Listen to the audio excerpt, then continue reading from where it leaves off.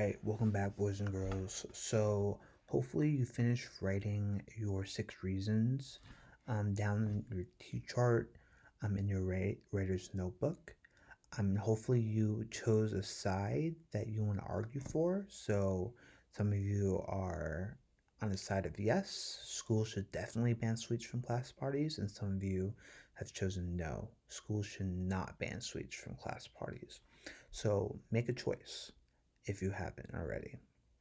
So the next step we're gonna focus on is we're gonna be starting a paragraph called an introduction paragraph. Now, I am challenging you, boys and girls. We've been writing opinion paragraphs throughout the week, but right now I want to. It's April, and I think all of you, can handle an essay. Now, we're gonna do this step by step. I know that sounds a little intimidating, but we can definitely do it if we break it apart step by step, okay? So I'm going to go over what an opinion essay looks like.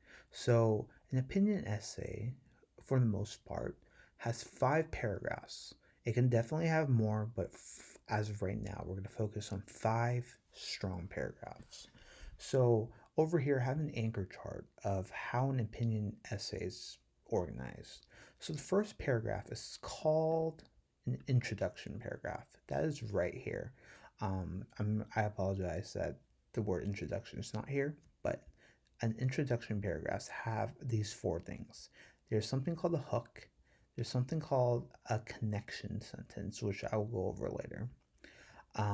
We are restating the question, which is we're basically telling our reader what our opinion is um, about this topic, and we are stating our reasons that come along with it, okay? Also, an opinion essay has 3 body paragraphs, and these 3 body paragraphs consist of the reasons that we've chosen, that we've written down on our T chart earlier. So, if you're in team yes, reasons, your 3 reasons are basically here. So, our second paragraph would be our first reason, our third paragraph would be our second reason, and our fourth paragraph would be our um, third reason. And the last paragraph of any opinion essay is called a conclusion. And these are the things that are in the conclusion, but we'll talk about that when we get there, okay? So today our goal is to write a strong introduction paragraph, and I'm going to help you with that. So I want you to take out your writer's notebook um, and turn to a new page. If you don't want to write it in your notebook first, I'm going to allow you to go on Google Docs and start a new document. So if you type Google Docs on Google, click Google Docs and then make a new page by pressing blank, and that's how we get to our Google document. Okay, we're going to be writing our introduction for our opinion essay about whether or not sweets should be banned from school birthday parties. So, the first thing, I'm going to just move these away so you don't see what we're doing yet. The first thing I want you to do is I want you to write your name. I want you to write the date right under that, on the top right, or sorry, top left. And then I want you to write opinion writing right under the date. Now, since we're writing our introduction, I broke it apart and I color coded it for all of you to see how what components are necessary for an introduction. Okay. Usually there is a title, but I don't want you to do the title yet. I want you to write the title last. So don't worry about that right now. So after you write type your name, date, and opinion writing, I want you to press return or enter and skip a line. And then you don't have to write this down. This is just here for me to refer to and for you to see. I want you to skip a line and I want you to press tab, okay? That's indenting for those that don't know. So, an introduction paragraph has these 4 components. It has a hook, it has a connecting sentence, You state your opinion. So if you're in team yes, you would state your opinion for that. If you're in team no, you would state your opinion for that. And then you have to include the 3 reasons why, um, to support your opinion, okay? So the first part of an introduction paragraph is the hook. Now, the hook is, in my opinion, the most important part for any essay you ever write. It's the sentence or sentences that grabs your reader's attention and makes them want to continue reading, okay? Now, a lot of the time, a lot of students like to ask like questions to, have your readers get interested with what you're talking about. So a lot of kids might write this. Have Do you know? Let me change that to none. Do you know any schools that don't allow sweet treats during birthday celebrations? Now, a lot of kids choose to write a question to hook in their reader because it's easy in a sense. However, as a reader, if I'm reading that, the first thing that comes in my mind is yes or no, right? That doesn't really engage me as much as it should. So what I'm going to do is I'm going to not ask a question first. I'm going to do something called an imagine statement. I'm a visual person, meaning that I like to imagine things happening, and I want to write a sentence or two that will help my readers imagine a scenario that may happen, in relation to our topic, which is should sweets be banned from school birthday parties. So I'm gonna give you an example. So I already wrote one up here actually. So my hook, um, start with the word imagine. So when you write that, I want you to write a sentence or two, helping your reader visualize what would happen, in a situation where sweets are allowed at a birthday party, or if they aren't allowed. So it depends on um, which side you've chosen. So since I'm for Team Yes, that sweets should be banned from school, this is how I started my hook. I said, imagine a scenario where you're celebrating your birthday at school. Your mother baked these delicious and scrumptious chocolate cupcakes to share with your classmates. You're watching everybody in your class devour their cupcakes when all of a sudden, a classmate of yours starts crying because he couldn't eat his. You later find out that he is allergic to chocolate. How would you feel about this? Question mark. So my hook, I did an imagine statement. Now mine was a little long because I wanted my readers to really visualize what would happen if this happened. Now this doesn't have to be real. This could be made up, so that's fine.